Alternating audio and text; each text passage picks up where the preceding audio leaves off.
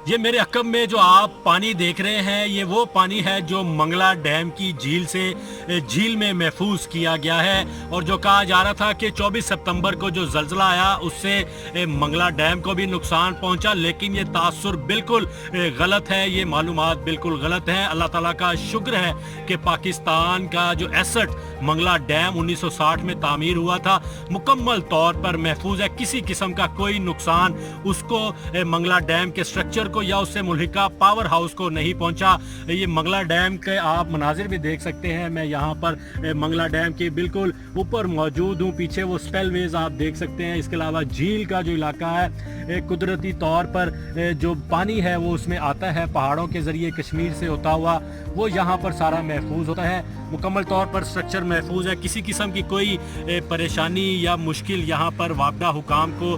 का सामना नहीं करना पड़ा। ज़ल्ज़ले के वक़्त चेयरमैन वापडा के साथ भी खुसूसी मुलाकात यहाँ पर की हमने मंगला डैम पर। उनका यही कहना था कि जिस शिद्दत का ज़ल्ज़ला रेक्टर स्केल पर रिकॉर्ड किया गया, अगर उससे 3 गुना ज़ायद शिद्दत का ज़ल्ज़ला भी आता तो ये डैम का स्ट्रक्चर इस काबिल है कि वो उसको भी बर्दाश्त करने की सलाहियत रखता है, जिसकी तमाम तर सेहरा वापडा के इंजीनियर्स को और बाकी लोगों को जाता है जिन्होंने इसकी देखभाल में दिन रात एक कर रखा है। और पाकिस्तान का ये जो एसेट है इसको महफूज बनाने के लिए अपनी काविशें और कोशिशें कर रहे हैं। इसके साथ साथ मैं आपको ये भी दिखाऊं, ये जो सामने आपको स्ट्रक्चर नज़र आ रहा है ये मंगला डैम से मुल्हिका पावर हाउस है, जहां पर बिजली पैदा की जाती है और वो नेशनल ग्रिड में शामिल की जाती है। इस वक्त मंगला पावर हाउस की 4 टरबाइन जो है मुकम्मल तौर पर फाल हैं, जिससे 400 मेगावाट बिजली प्रोड्यूस की जा रही है और नेशनल ग्रिड में शामिल की जा रही है। बाकी टरबाइन जो कहा जा रहा है कि वो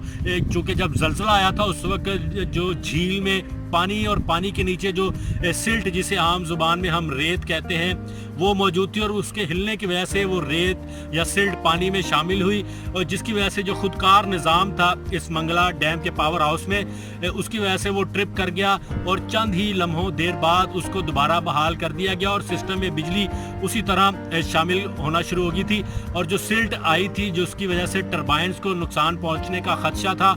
उसको साफ करने के लिए चंद टरबाइन्स जो हैं वो बंद की गई हैं, जिनको कहा जा रहा है चेयरमैन वापडा की जानिब से कि वो 1 से 2 रोज़ में वो भी बहाल कर दी जाएंगे और मुकम्मल सिस्टम अपनी कैपेसिटी के साथ उसी तरह बिजली नेशनल ग्रिड में शामिल करेगा। इसी तरह उन्होंने एक और बड़ी अहम खुशखबरी पाकिस्तानियों के लिए दी है चेयरमैन वापडा मुजम्मिल हुसैन साहब की जानिब से कि मोहम्मद डैम, जिसके लिए एक बड़ी कैंपेन चलाई गई, फंड्स इकट्ठा करने के लिए बैरून मुल्क भी चलाई गई, पाकिस्तान में भी लोगों से कहा गया कि वो डैम्स के लिए फंड दे, चंदा दे, तो उसके लिए उनका ये खुशखबरी है कि उस पर काम शुरू हो चुका है इस वक्त और 2024 में जो है मोहम्मद डैम मुकम्मल कर लिया जाएगा और 2024 का जो फ्लड सीज़न होगा उसमें वो मुकम्मल तौर पर पानी अपने अंदर महफूज करने की सलाहियत रखेगा।